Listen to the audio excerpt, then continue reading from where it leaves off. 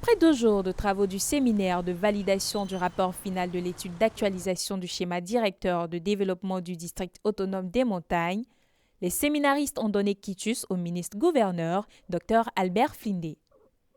Il a pour mission de rechercher la validation définitive du schéma directeur du district auprès du gouvernement. C'est ce qui ressort du rapport final lu par le rapporteur général Gonetti Jean. Le schéma directeur de développement du district des montagnes tel que présenté dans le document et présenté aux séminaristes a été jugé dans l'ensemble recevable par tous les séminaires. Donc les séminaristes donnent quitus à monsieur le ministre-gouverneur de continuer donc le processus de préparation du schéma directeur du district des montagnes qui sera en fait la boussole de développement du district des montagnes. Je vous remercie. Ouvert le vendredi 5 mai 2023 à la salle de conférence de l'IPS Ségraeux de Mans, cette assise a vu la participation du ministère du Plan et du Développement représenté par M. Adam Yeboah Nkrumah, sous-directeur des études et de la programmation qui a saisi l'occasion pour apporter la caution de la tutelle à cette initiative qu'il a jugée belle et convenable. Le ministère du Plan et du Développement entend pour sa part jouer sa partition conformément à son mandat et à son engagement. Auparavant, c'est le président du comité d'organisation du séminaire, Dr Arsène Gueye, qui va planter le décor en souhaitant la bienvenue à tous avant que le président du comité scientifique, président Yotiemoko, ne fasse un exposé de cadrage renvoyant les séminaristes dans les différentes commissions retenues.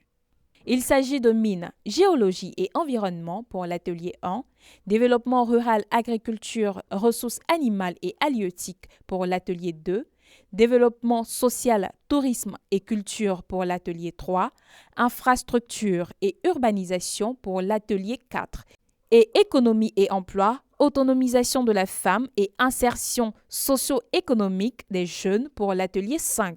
J'entendais que les représentants des forces vives s'imprègnent de cette étude. Ça a été fait. J'entendais qu'elles donnent leur avis, leurs observations. Ça a été fait. J'entendais qu'ils disent ce qui manque et qu'on doit intégrer. Ça a été fait. Je voulais dire félicitations à l'ensemble des membres du CNI. Au final, le document soumis à leur sagacité a été jugé recevable selon la conclusion donnée par le rapporteur général du séminaire, Gonetti Jean, ce à quoi le maître d'œuvre, Dr Albert Flindé, dira « Il s'agit de faire du district des montagnes le district phare de notre pays, la Côte d'Ivoire », a-t-il conclu. Pendant 2 jours, nous avons travaillé sur la base d'un document qui a été confectionné par un cabinet d'études privées. Le document a été exposé par le cabinet et après ils sont entrés en commission. On a constitué 5 commissions. Les commissions ont travaillé pendant toute la nuit d'hier et puis ce matin il y a eu une restitution.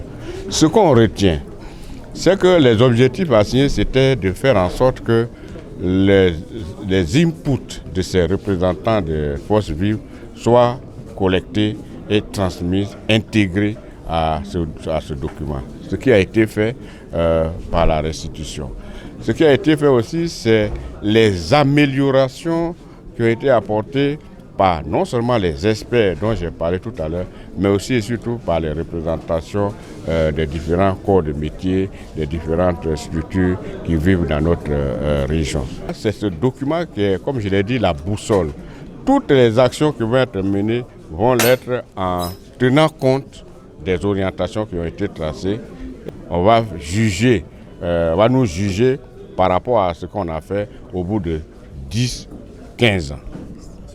La phase déterminante qui reste, intégration des observations et soumission de ce document au gouvernement pour adoption conformément à ce qui est dans nos tests.